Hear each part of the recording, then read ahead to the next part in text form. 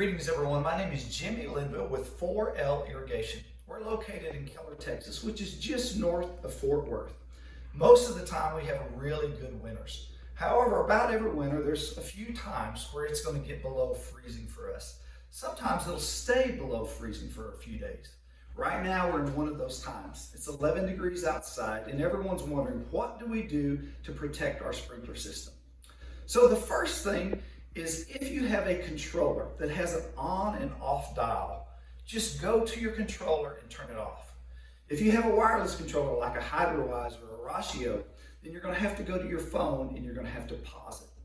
Now if you have a rain freeze sensor and it's working, then it can do all the work for you, but you just have to make sure it's working. And when it gets below freezing during the evening, but the next day it's above freezing, most of the time you don't have to do anything. Let that rain freeze sensor work for you, or turn it off or pause it and you'll be fine. When you have extended cold weather days, many people get concerned and want to do more than that. While it is very rare for us to go fix a main line that has been frozen and broken, it does happen every once in a while. If you want to take extra precaution, then do this. First of all, you need to know some components on your system. You're going to have your water meter, and it is going to feed your backflow. And here we have two different backflows. We have a double check backflow and an RPZ. If it's a newer system, you're going to have a ball valve in front of it.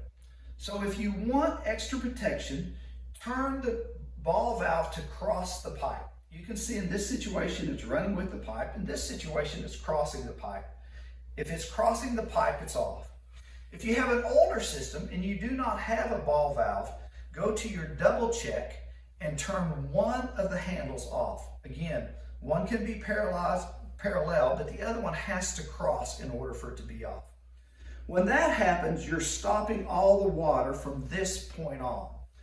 Now realize that there is still water from here all the way up to the valve.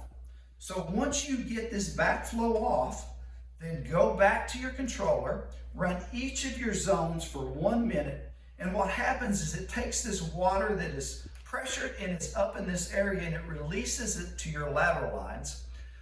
And when it does that, it's diminishing the amount of water in your pipes. It's taking this very small area and it's replacing it to these areas in your yard, so it has very little water running through it at that point. And if it does freeze and it swells, most all of the time it's not going to break the pipe because it's going to have room to swell inside of it. If you're looking for your backflow and you don't know it, first of all, I encourage you, don't wait till it starts freezing. Right now in North Texas, most all of our backflows are double checks, and you will find them underneath a lid that looks like this.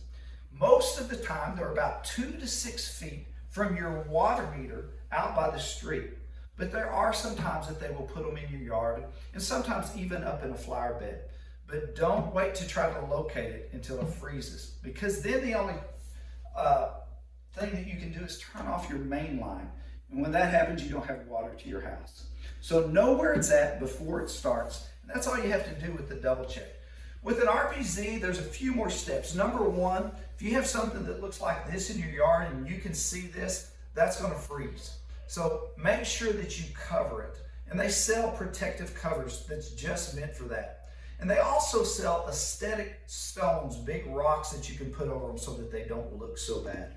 Same principle though. You're going to want to make sure that it's turned off at the ball valve. And then with the RPZ, you're usually going to see a drain plug somewhere. Sometimes it's down here, sometimes it's on the side. Just come and remove this drain plug, and it's going to allow all this water to come down and get out. And then it's going to have water free from here. When you run your controller for 1 minute, then it's going to allow all of this to diminish and go into the lateral lines. Well, I hope this helps you, and I hope you have a great winter. Thank you for listening.